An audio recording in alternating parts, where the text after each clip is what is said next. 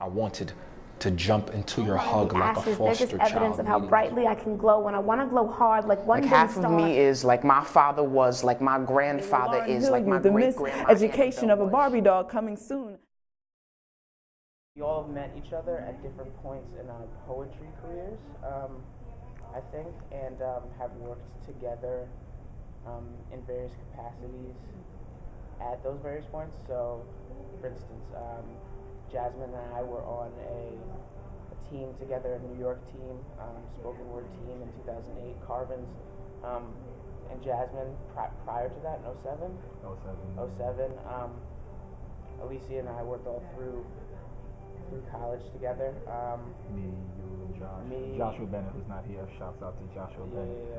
We're in a poetry collective called 3 Shades of Brown. Yeah.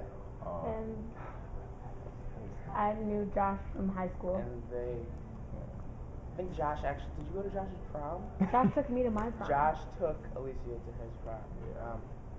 And it's funny because sometimes they would tell their stories of how they met each other. And they were and then from different points of view, right? But then so how I would tell Josh and Alicia's story of getting together is they saw each other at a conference, right? Josh and I met at a conference.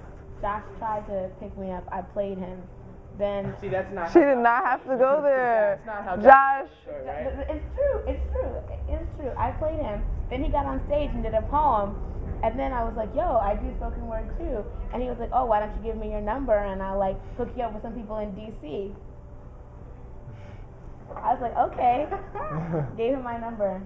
A couple weeks later, he calls me talking about Dostoevsky. And then I was like, oh, this man is legit. And so that's what it is, right? Josh would describe the story as yo, I saw this girl and she did spoken word too, and yeah, she was just kind of feeling the swag, feeling that's how wouldn't he not?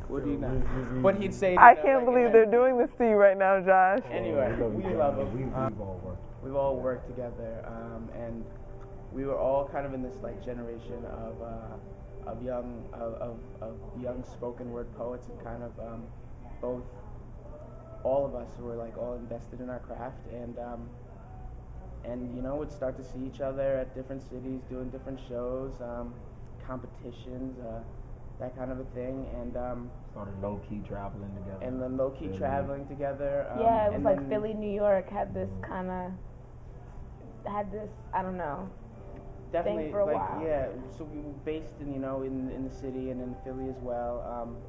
But then we just kind of got increasingly close.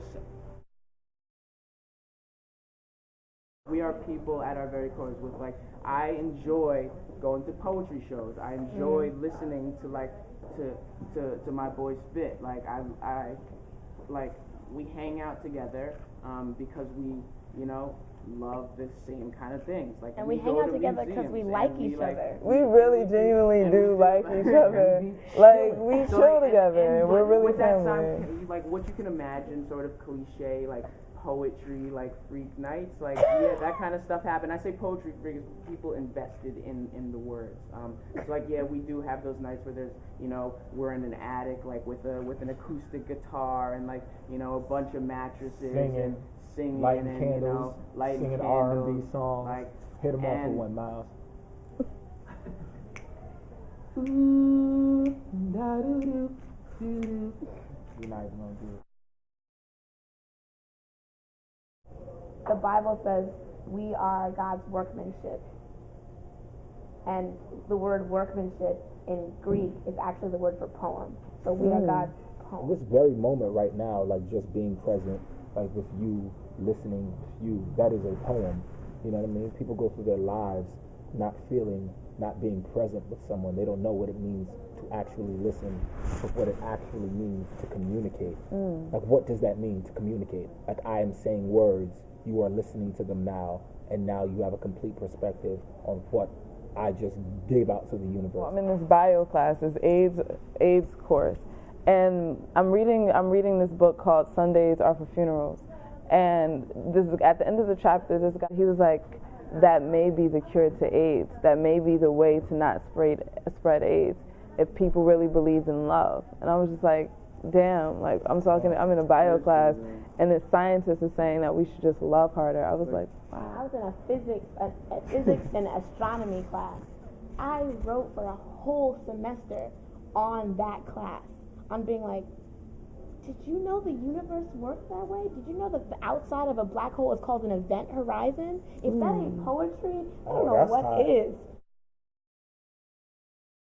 Ernest Hemingway always says, you know, like, you always write as good as you can, and then sometimes you get lucky and you write better than you can. When people ask me advice on, like, what they should do as, like, a beginning poet or as a poet who's just about to go and slam for the first time, it's just like, read your work and, like, believe in it. Write something that you really, really believe in, and then be selfless enough to share it with the world.